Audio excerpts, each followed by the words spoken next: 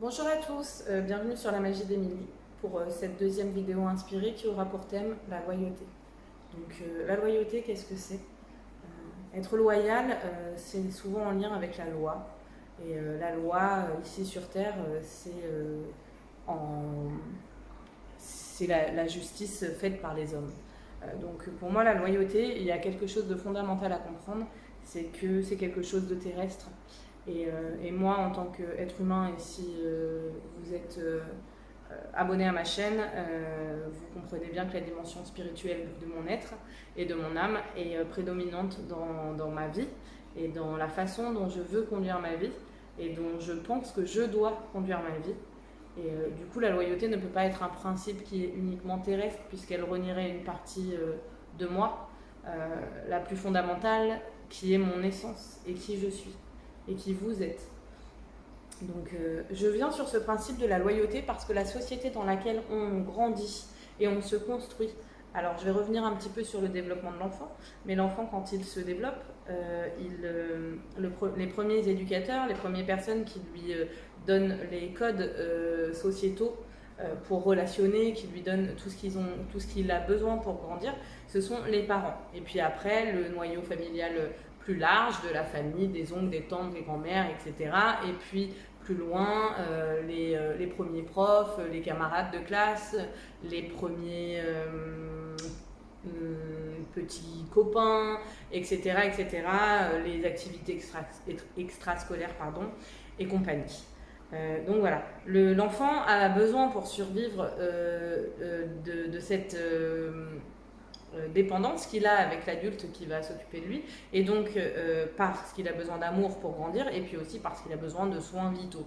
Et c'est comme ça que commence le conditionnement à la société, puis après la société, l'institution, l'école, etc., les règles, patati patata. Je ne dis pas, c'est pas une vidéo pour remettre en question les règles de la société, bien que ça pourrait l'être, surtout en l'état actuel des choses, où la loyauté nous demanderait de respecter des principes.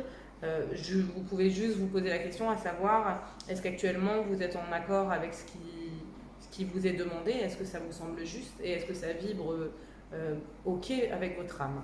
Mais ça, c'est un autre débat que chacun peut prendre la responsabilité d'avoir avec lui-même et du coup d'avoir une cohérence dans ses actions.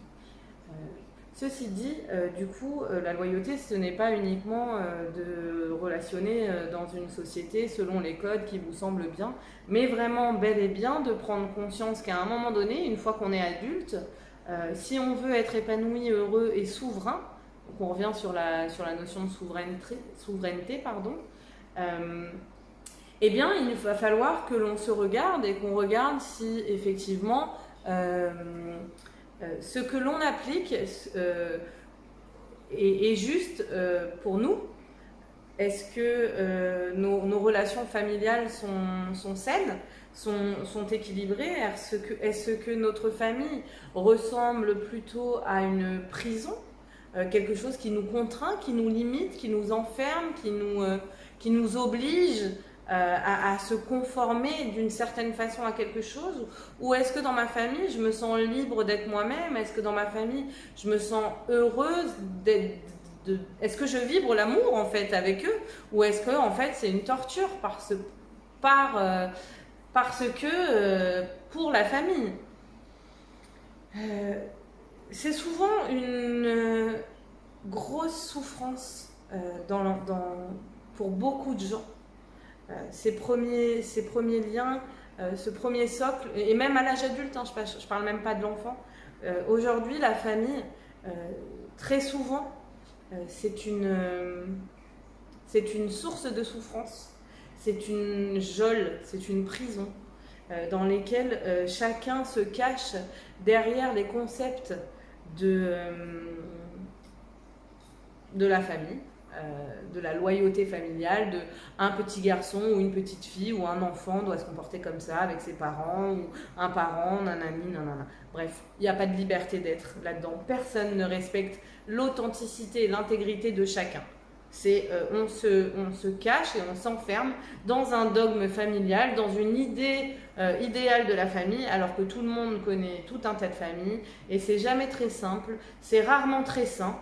il y a beaucoup de toxicité dans les liens, mais parce qu'à partir du moment où on n'est pas libre, on n'est pas libre d'être nous et on n'est pas libre d'accepter l'autre tel qu'il est et on n'est pas obligé de relationner, obligé de s'entendre, obligé de se corrompre pour relationner avec un membre de sa famille. À partir de ce moment-là, quand chacun reprend sa souveraineté, son pouvoir, son individualité de par son âme et non pas du personnage qu'on lui demande de jouer ici, et ben à partir de ce moment-là, on gagne en liberté, on gagne du coup en amour et on n'est plus coincé dans un concept de famille, mais on vibre vraiment l'amour dans une famille.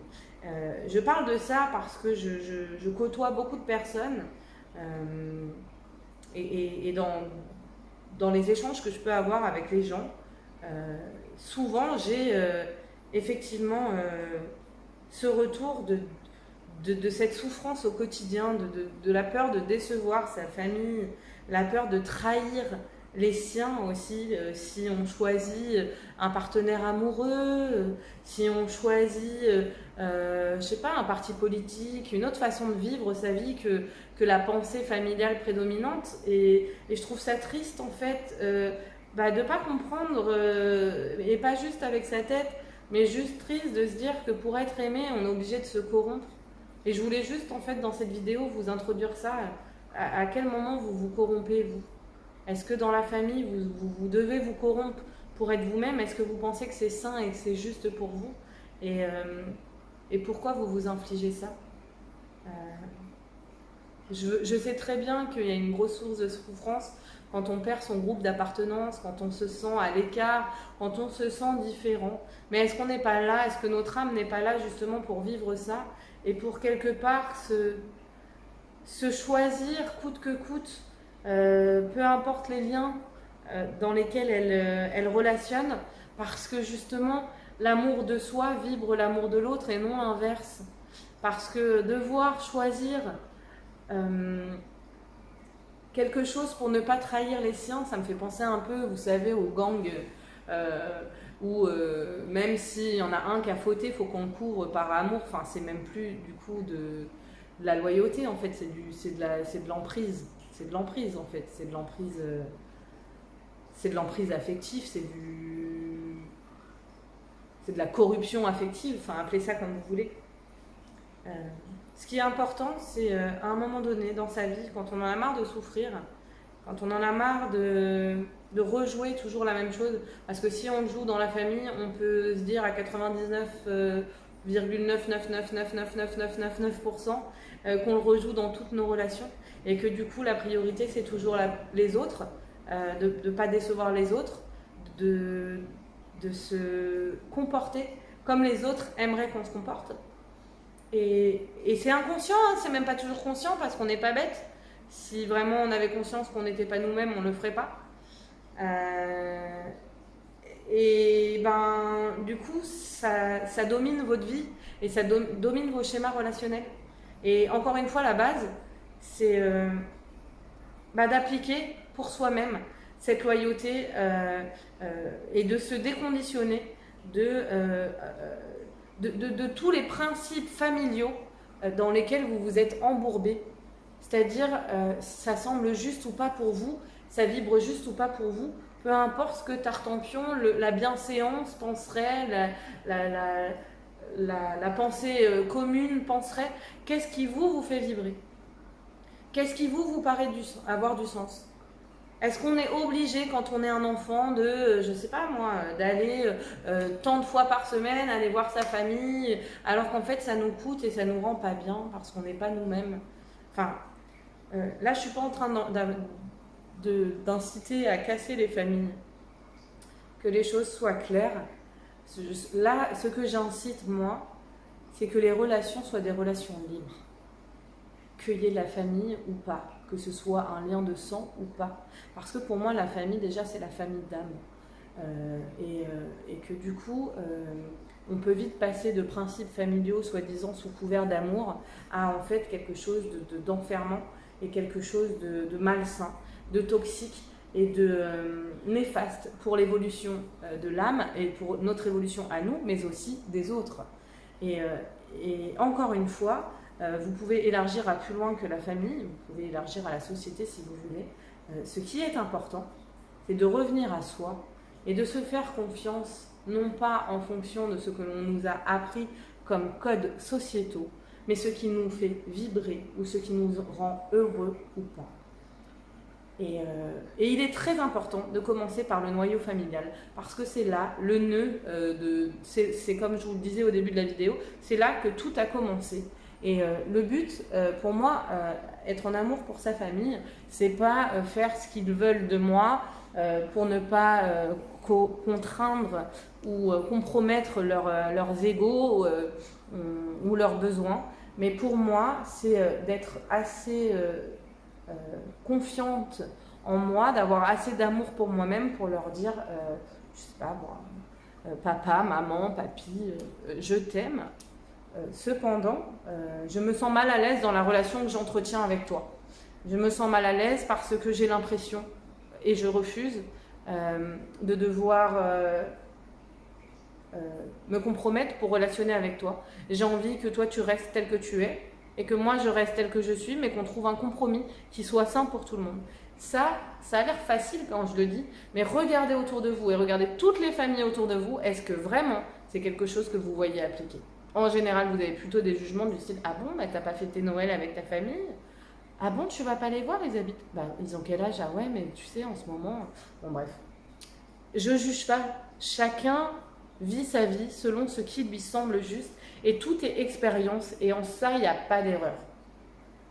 Cette vidéo est là pour vous inviter à voir que vous créez votre propre prison en refusant de vous libérer des concepts dans lesquels la société vous enferme, dans laquelle la famille, l'institution nous a enfermés, et qu'à un moment donné, l'amour que vous méritez, qui vous êtes, a le droit d'être tel qu'il est, sans avoir à devoir jouer un rôle, un personnage, pour être accepté, pour être intégré dans sa famille ou même plus loin dans la société.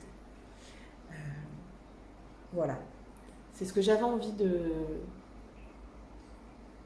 voir avec vous parce qu'il y a trop de souffrance autour de ça et parce que c'est la clé pour à la suite de ce travail de pouvoir nous créer une famille, parce que moi je crois vraiment à la notion de famille et la notion d'amour véritable, mais qui serait plutôt basée sur un amour inconditionnel de l'autre et non pas sur un amour conditionnel.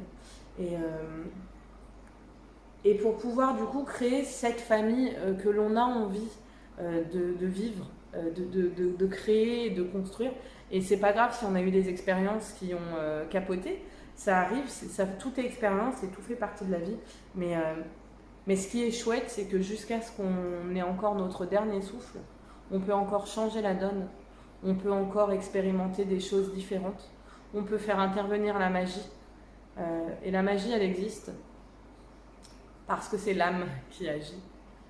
La magie, elle existe parce qu'à partir du moment où on se priorise, où on a le courage et la bravoure et l'humilité de dépasser les concepts d'appartenance dans lesquels on nous a englués, on nous a contraints, une fois qu'on a ce courage-là, malgré la difficulté de se retrouver seul face à soi-même, de voir sa vie se vider, l'univers n'aime pas le vide. Et quand le vide se crée, quand les émotions sont douloureuses, on les accueille et on les traite parce que de toute façon, elles ont besoin, en fait. On a besoin de libérer la vie, l'univers, c'est cyclique, on a des saisons, bah nous c'est pareil, on ne peut pas être au top tout le temps. Quand on vit des choses traumatisantes ou des choses blessantes qui viennent nous toucher au plus profond de nous-mêmes, c'est normal d'avoir des émotions, c'est normal d'avoir besoin de les évacuer. Mais une fois qu'on a passé ce cap-là, cette phase où on a pris plus ou moins de temps, 1 heure, 2 heures, 1 mois, 6 mois, selon ce que ça nous a demandé, et que l'univers a vidé tout ça, mais l'univers, comme il n'aime pas le vide, vide, il va vous apporter en fait, il va remplir, et il va remplir comment? Quelles règles fondamentales existent? Il va remplir à la hauteur de ce que vous vous êtes donné à vous, à la hauteur de ce que vous avez accompli pour vous, à la hauteur du courage que vous avez eu, non pas pour sauver quelqu'un, mais pour vous-même, pour vibrer juste.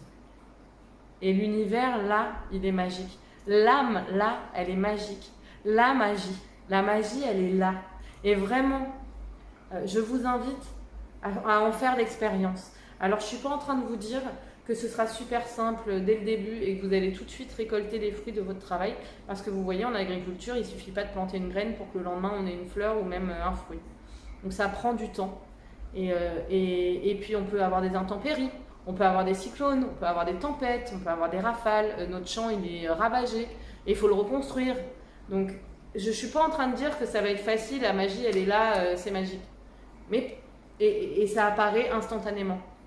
Mais par contre, quand on est persévérant, quand on continue malgré tout, même si on pleure pendant qu'on relaboure son champ, quand on le fait et qu'on commence dans cette constance, parce qu'on a vraiment compris, non pas uniquement mentalement, mais on a compris dans son cœur et dans son âme que finalement ce qui était important dans la vie, c'était pas forcément d'être entouré de tartempions et d'avoir l'illusion de penser qu'on a une vie correcte, mais que c'était que ça nous fasse vibrer et que chaque chose qu'on fait avec n'importe qui, on le fasse au meilleur de nous-mêmes à l'instant où on le fait, et que ce soit vibrant, que notre cœur soit en joie. À partir du moment où on a compris que la priorité, c'est d'être juste, c'est d'être libre, c'est d'être conscient et de faire les choses dans la paix, dans la joie, dans l'intégrité de qui nous sommes, nous,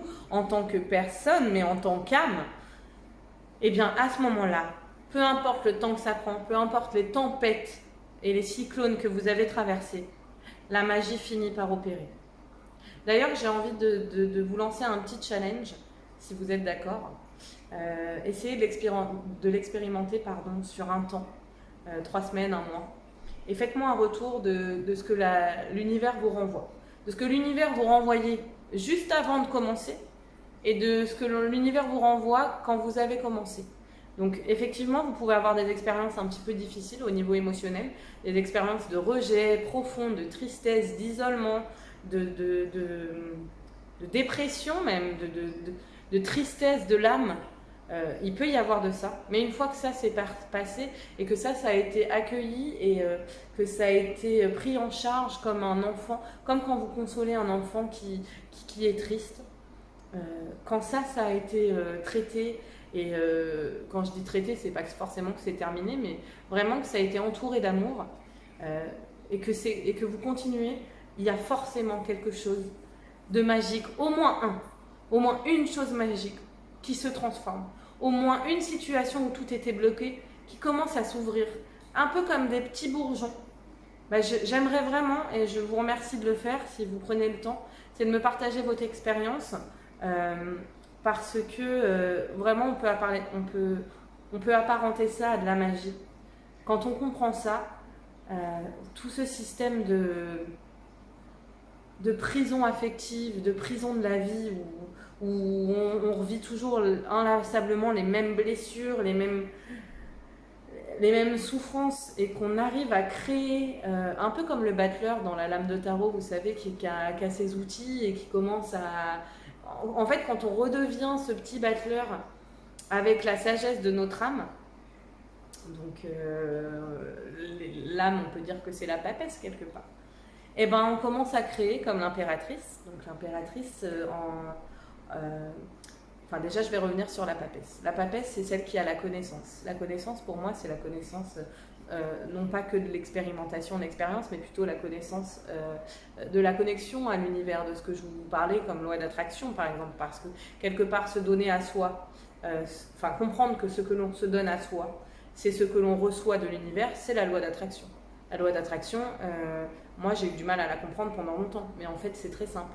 Ce n'est pas en lien avec les relations avec les autres, c'est en lien avec les relations, enfin avec ce qu'on vibre de nous-mêmes, c'est ce qu'on se donne à soi-même. Donc une fois qu'on a compris en fait les lois de l'univers, donc c'est la papesse qui détient ces connaissances-là. Ou par exemple quand je vous dis que l'univers n'aime pas le vide, ça aussi, l'univers n'aime pas le déséquilibre non plus. Si par exemple vous êtes moins, vous allez être face à quelqu'un qui est plus. Et du coup, vous allez souffrir de ça, mais l'univers n'aime pas le déséquilibre. Donc, si vous êtes trop en dessous de quelque chose, vous n'avez pas, par exemple, assez d'estime de vous, vous allez être face à quelqu'un qui va avoir une estime de lui bien au-dessus de la norme. Et si vous avez envie de vous apporter quelqu'un de plus humble, qui soit plus capable de voir l'autre, par exemple, et ben, il va falloir que vous rehaussiez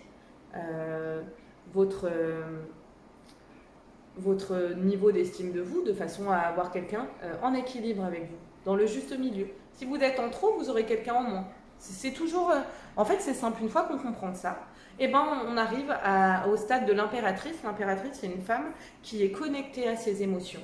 C'est la femme un peu maternante, mais avec quelque chose de l'ordre de l'action de créer. L'impératrice, c'est celle qui peut créer son monde.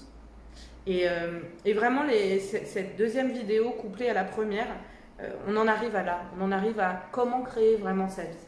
Et ça prend du temps, parce que comme je vous l'ai dit dans la vidéo, mais je vous le redis, l'univers, la vie est cyclique. Il y a des saisons, il y a des temps de récolte, il y a des temps où on se régénère. C'est comme ça. Il y a les énergies aussi. Il y a des temps où l'énergie est favorable, il y a des temps où l'énergie ne l'est pas, et ça, faut le comprendre sans s'en vouloir, sans se culpabiliser, sans penser qu'on doit toujours être performant, parce que ça, c'est la société. La société dans laquelle on vit nous dit qu'on doit être performant tous les jours de la même façon, parce que ce que l'on vit doit être rentable. Mais au niveau de l'âme, la rentabilité, c'est ce qui nous nourrit intérieurement, c'est ce qui nous fait vibrer. Et si on part du principe qu'on a un espèce de quota de temps de vie qu'on utilise. J'ai un ami qui m'a dit ça et je le remercie et je trouve ça sensé. Il me disait, pour moi, la vie, c'est comme si on avait un nombre de pas. Et c'est à nous de savoir, alors on peut dire un nombre de pas ou un nombre de souffles, mais c'est à nous de savoir si on veut l'étirer sur la longueur ou le vivre intensément en raccourci. C'est à nous de savoir comment on a envie de l'utiliser. Ben là, c'est pareil. Je pense que vraiment... c'est à nous de savoir comme on a envie, effectivement, de vivre notre vie. Est-ce qu'on a envie de la vivre vibrante au niveau de l'âme, ou est-ce qu'on a envie et ce sera ok, de la jouer au niveau terrestre, juste terrestre. Mais je pense, moi personnellement, et puis je pense que si vous êtes là, c'est pas pour rien, que ce qui est nourrissant pour l'âme, c'est pas ce qui est rentable d'un point de vue terrestre. Ce qui est nourrissant pour l'âme, c'est ce qui le rend, c'est ce qui le sublime, c'est ce qui le transcende, et c'est ce qui du coup transcende l'autre. Parce que pour moi, à part l'amour, expérimenter, vibrer et vivre l'amour de soi et aussi l'amour des autres, c'est-à-dire apporter à l'autre cette lumière, cet amour, je ne sais pas s'il y a grand-chose à expérimenter d'autre. Si, il y a le plaisir, mais on peut dire que c'est une forme d'amour différente. Donc voilà. Je crois que j'ai terminé ce que j'avais envie de voir avec vous. Je vous souhaite d'être inspiré par cette vidéo et une très belle journée. Et je vous remercie. Au revoir.